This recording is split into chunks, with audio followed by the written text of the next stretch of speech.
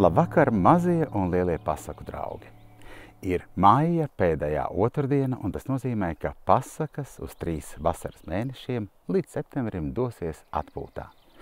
Nav jau gluži tā, ka man nebūs ko darīt, jo es gatavoju daudz jaunas programmas gan bērnu dārziem, gan arī skolām, kultūras namiem un bibliotēkām, un vēl daudz citu darbu darāmi.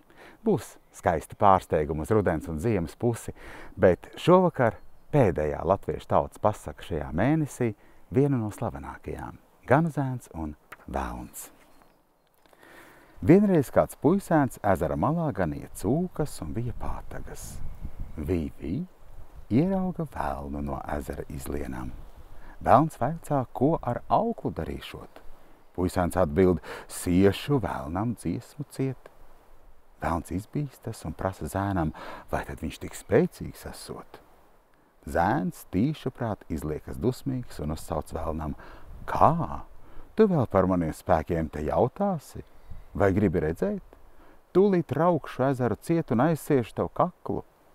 Nu, velns vēl vairāk izbīstas, sāk lūgties, sākšo par kungu saukt, lai tā nedarot.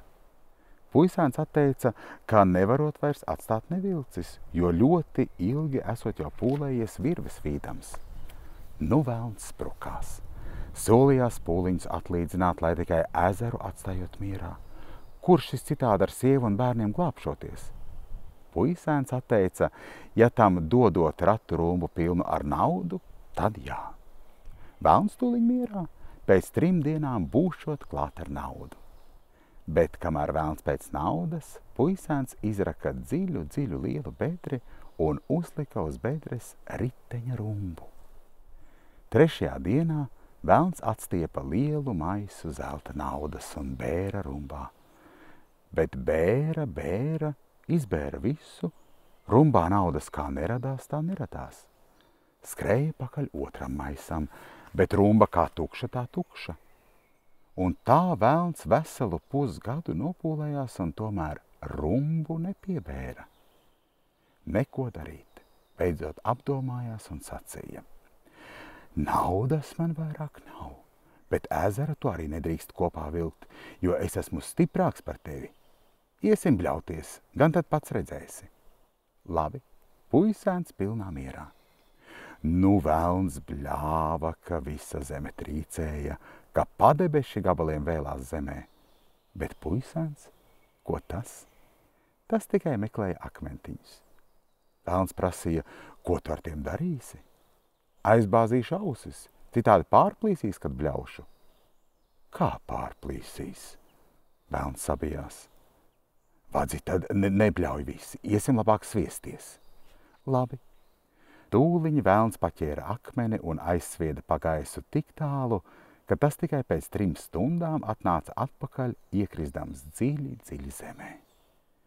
Bet puisēns paņēma velna nūju un ilgi uz to skatījās. Velns vaicāja: ko tu skaties? Es skatos, man gandrīz žēl tās nūjas, jo, kad es sviedīšu, ātrāk par 3 gadiem zemē nenonāks.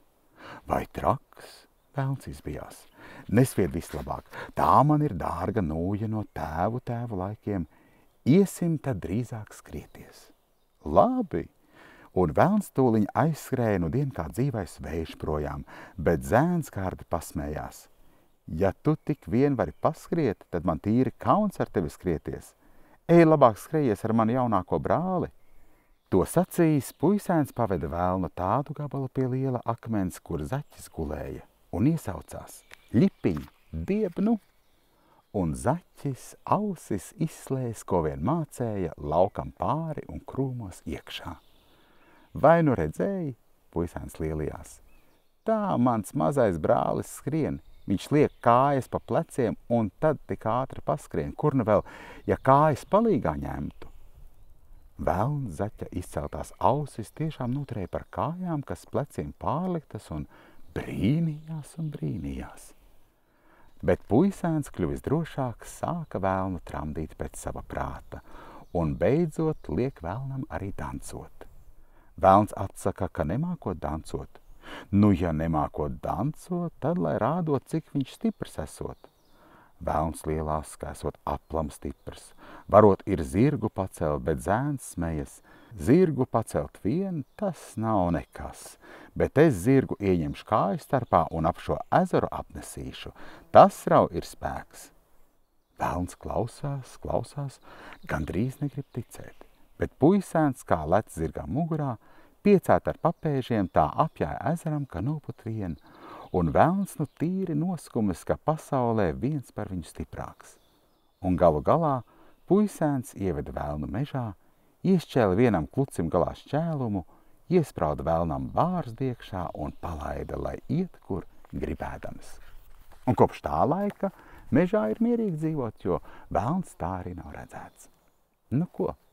Šī pasaku sezona nu jau 4. ir galā, un katru otrdienas vakaru mums ir bijis kāds stāsts vai pasaka. Lai jums skaista vasara, daudz piedzīvojumu, daudz saules un prieka. Atā, tiekamies septembrī!